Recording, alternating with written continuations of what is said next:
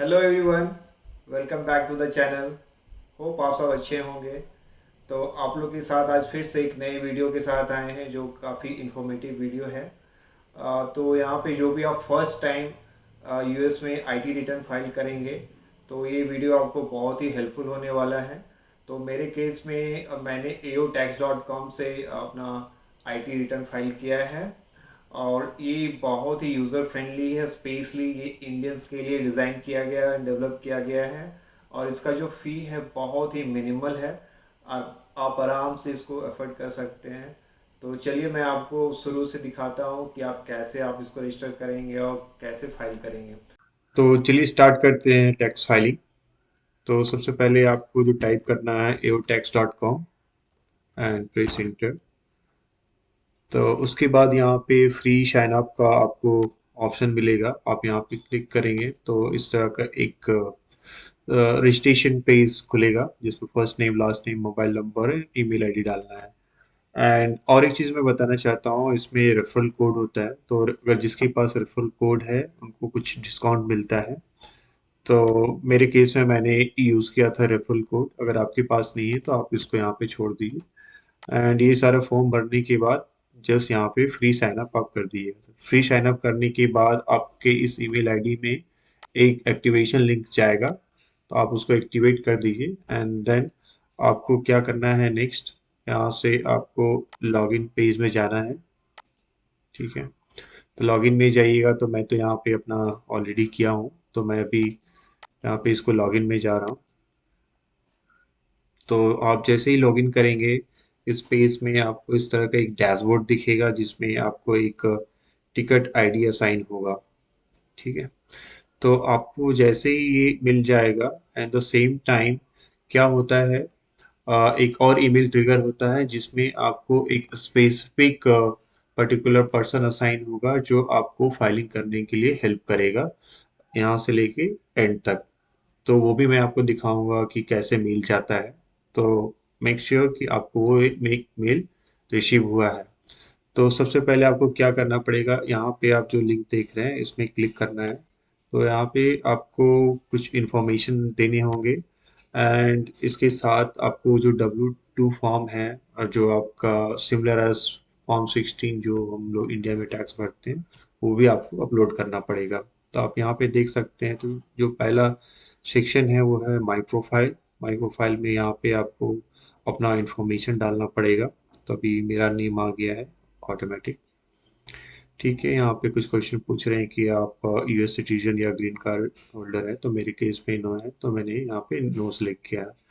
तो I-18 जो है ये स्पेशली H4 के लिए अप्लीकेबल है। अगर आप H1B में हैं तो इसको आप इग्नोर कर सकते हैं, या L1 में है तो ये स्पेशली डिपेंडेंट के लिए फाइल करते हैं। तो जो अगर मैं भर रहा हूँ तो यहाँ पे मैं अपना सोशल सिक्योरिटी नंबर डालूंगा and date of birth, citizenship. तो सिटीजनशिप ऑफकोर्स इंडिया डालेंगे एंड वीज़ा स्टेटस क्या है, H1B। तो आप देख सकते हैं।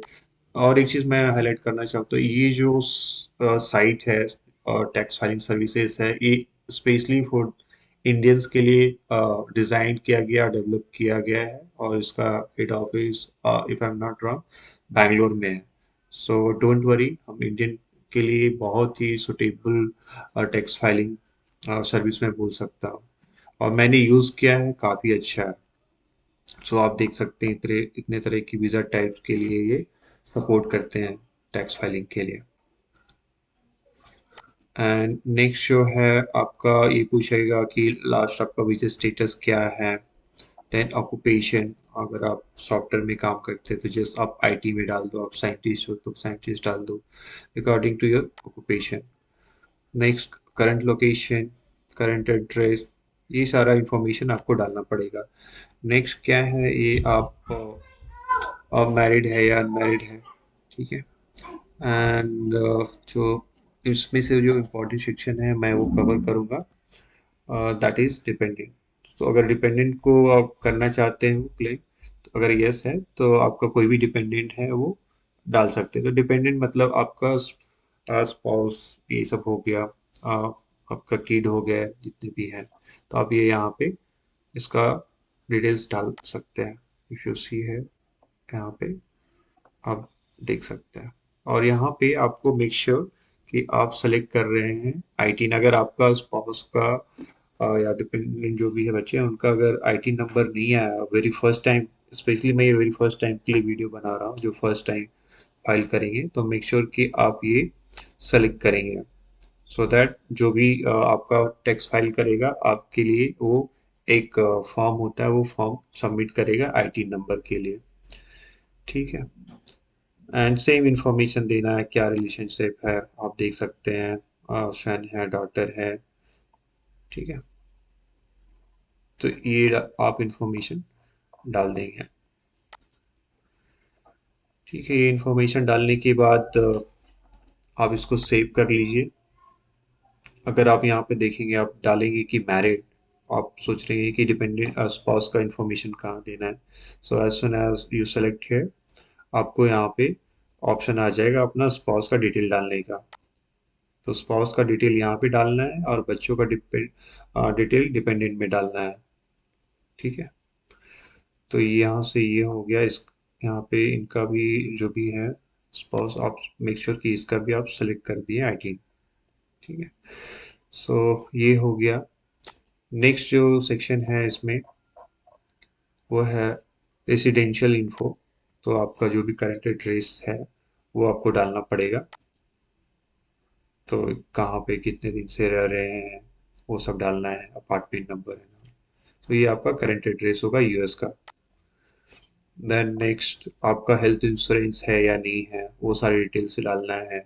आपका स्पाउस का है या नहीं है, डिपेंडेंट का है या नहीं है, ये सारे इंफॉर्मेशन देने हैं। एंड ड्राइविंग लाइसेंस का इंफॉर्मेशन देना है अगर आप ये सिटी ये स्टेट में है तो। ठीक है। ये हो गया। नेक्स्ट जो आपका माई प्रोफाइल में आएगा वो बैंकिंग इन्फॉर्मेशन। सो आप सोच रहे बैंकिंग इन्फॉर्मेशन क्यों चाहिए। सो होता क्या है कि हमें जब फाइल करते हैं मे भी चांसेस होता है कि हमें आईटी में कुछ रिटर्न भी आएगा या कुछ देना भी पड़ेगा। अगर कुछ ड्यू है तो देना पड़ेगा। तो क्या है आप इस यहाँ पे बैंक इन्फॉर्मेशन डाल देंगे तो ये ऑटोमेटिक आपके बैंक अकाउंट में ट्रांसफ़र हो जाएगा पैसा या वहाँ से डिडक्ट हो जाएगा। तो इसलिए आपको ये बैंकिंग इन्फॉर्मेशन यहाँ पे डालना होता है। ठीक है। नेक्स्ट जो है आपका इनकम में। सो इनकम का जो सेक्शन है उसमें आपको डिटेल डालना है कि इस पर्टिकुलर ईयर में, फाइनेंशियल ईयर में आप कितने सारे एम्प्लॉयर के साथ काम किए। सो माय केस में I have worked in 2 companies. So मैंने यहाँ पे 2 रिकॉर्ड बनाया था। तो ये सारे इंफॉर्मेशन मैंने दिया था, लाइक एम्प्लॉयर नेम, देन फिर मैं कहाँ पे स्टे किया था उस वर्किंग टाइम में। ठीक है। सो करंटली वर्किंग हेयर और नॉट, अगर आप सेम कंपनी में हैं तो just mark yes. And from which month, मतलब कब से कब तक बेसिकली। ठीक है। और पूछते हैं कि do you work on the client location, हाँ है तो यस कर दीजिए। फिर क्लाइंट का लोकेशन डालना होगा, अगर आप क्लाइंट लोकेशन में काम नहीं किए से नो। और उसके बाद ये इन्फॉर्मेशन शेयर कर दी है। ओके। फिर कुछ और क्वेश्चन पूछेंगे लाइक अर्निंग के बारे में फॉर एम्प्लॉयमेंट से। अगर आपका ऐसा कुछ है यहाँ से रिलेटेड वो भी इंफॉर्मेशन आप डाल सकते हैं। नेक्स्ट है अगर आप यहाँ पे कहीं पे शेयर मार्केट में आप कोई स्टॉक खरीदे हैं तो उसमें कुछ आपको इंटरेस्ट मिला है या डिविडेंड मिला है, उससे related information they ask. So make sure कि आप अकॉर्डिंगली इसका आंसर दें। अगर आपको कोई भी कंफ्यूजन है तो मेक श्योर जो भी बंदा या बंदी आपको असाइन है एटॉक्स से एवोटैक्स से, आप उनको कॉल करके आप पूछ लो कि हाँ मेरा ये क्वेरी है, ये डाउट है। They will resolve, don't hesitate. ये होने के बाद नेक्स्ट जो है डिस्ट्रीब्यूशन फ्रॉम रिटायरमेंट और पेंशन। अगर आपने कुछ अप्लाई किया है तो उसका भी रिलेटेड इंफॉर्मेशन आप डाल सकते हैं। अगर 401 की जो रिटायरमेंट प्लान होता है यूएस का, अगर उसका भी आपने स्पॉस का कुछ है तो आप डाल सकते हैं यहाँ पे। तो मेरे केस में तो था नहीं तो मैंने कुछ डाला नहीं है। जैसे मैंने बोला आपने शेयर मार्केट में कुछ पैसा लगाया है, स्टॉक खरीदा है, तो उससे रिलेटेड इंफॉर्मेशन भी आपको यहाँ पे देना पड़ेगा। Crypto currency, rental income, business income and other income. If applicable then only you have to fill. Next जो सेक्शन है वो एक्सपेंसिव और डिडक्शन। सो क्या होता है, लाइक अगर आप मेडिकल लिए हैं यहाँ पे, आउट ऑफ पॉकेट जो भी आपका मनी लगा है वो भी आप यहाँ पे डिक्लेयर कर सकते हैं। Next contribution. सो ये सेक्शन है, इसमें से रिटायरमेंट पेंशन अकाउंट कंट्रीब्यूशन और H S A health saving account, अगर इसमें आपने कुछ इन्वेस्ट किया है, कुछ डाला है, then you can add here. So आप देख सकते हैं कितना यूज़र फ्रेंडली है। Okay, next is other expenses. अगर आपका कुछ रेंट आप पे किए हैं यूएस में, तो मेरे केस में मैंने रेंट पे किया है, तो मैंने वो अमाउंट यहाँ पे डाल दिया था। मैंने ट्यूशन फ़ी का तो कुछ था नहीं, आई डोंट हैव। तो अगर आपके बच्चे ट्यूशन फ़ी आप पे कर रहे हैं उनके लिए, तो you can mention yes and just provide the other detail. अगर आपका कुछ लोन है, आप वो भी डाल सकते हैं, स्टूडेंट लोन, एडुकेटर एक्सपेंसिव, ये सब भी है आपका। सो यू कैन सी जो भी आपका अप्लीकेबल है, you just mention those expenses है। फिर है एस्टिमेटेड पेमेंट्स, अगर कुछ है क्या आपका फेडरल का, स्टेट का, सिटी का, ठीक है, तो ये हो गया। नेक्स्ट अगर आप ये कंप्लीट कर लिए हैं, then global asset reporting. So basically ये क्या है, इंडिया रिलेटेड है आपका, कि आप इंडिया में कुछ इन्वेस्ट किए हैं या कुछ आपके अकाउंट में पैसे हैं, तो उससे रिलेटेड यहाँ पे आपको ये इंफॉर्मेशन देना है। लाइक जो मेरे लिए था, लाइक दिस वन, अगर आप सिंगल जॉइंटली फाइल कर रहे हैं, तो ये एक कंडीशन होता है। अगर आप, I mean it's up to you कि क्या फिल करना है, अगर आपका अप्लीकेबल है तो आप ये डाल दो यहाँ पे। तो ये हो गया।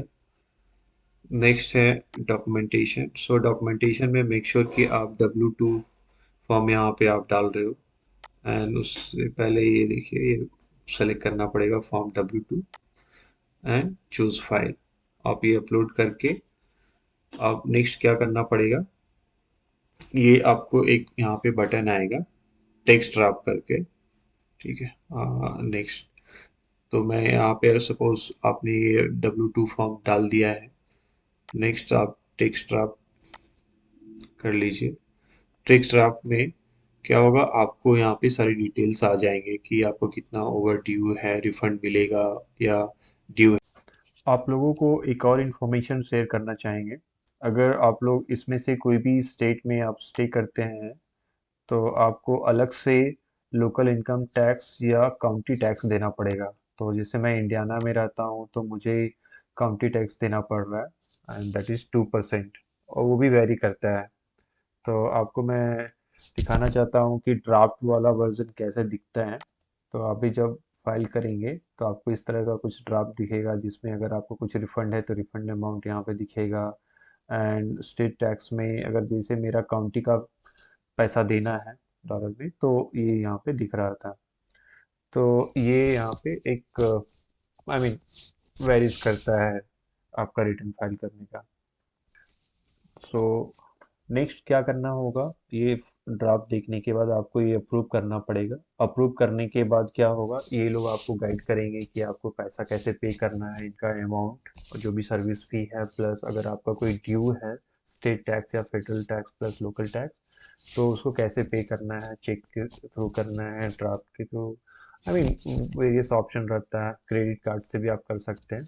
तो वो करने के बाद नेक्स्ट आपका क्या होगा, आपको एक वो लोग सजेस्ट करेंगे कि इमिडिएटली एक आईआरएस डिपार्टमेंट में आईटीन अप्लाई करने के लिए आप अपॉइंटमेंट बुक कर लीजिए, क्योंकि आपका डिपेंडेंट को आईटीन नंबर फाइल करना पड़ेगा। ये इसलिए होता है क्योंकि यहाँ पे स्टेट टैक्स जो है वो भी फाइल करना पड़ेगा आपका डिपेंडेंट का। तो मेक श्योर कि आप वो अपॉइंटमेंट बुक कर लें। एंड बुक करने के बाद ये आप यहाँ पे देख रहे हैं मेरे केस में स्पाउस के लिए W7 एंड डिपेंडेंट के लिए W7 फॉर्म जनरेट हो गया है। तो ये भी फॉर्म आपको डाउनलोड करके लेके जाना है उस दिन आपको। तो बस ये सारे चीज़ें आपको करना है नहीं, टैक्स रिटर्न फाइल करने के लिए, आईटी नंबर जनरेट करने के लिए। होप आपको ये वीडियो अच्छा लगा हो। तो प्लीज़ लाइक करें, शेयर करें एंड इस चैनल को सब्सक्राइब करें। मिलते हैं आपसे नेक्स्ट वीडियो में। तब तक के लिए take care and bye bye.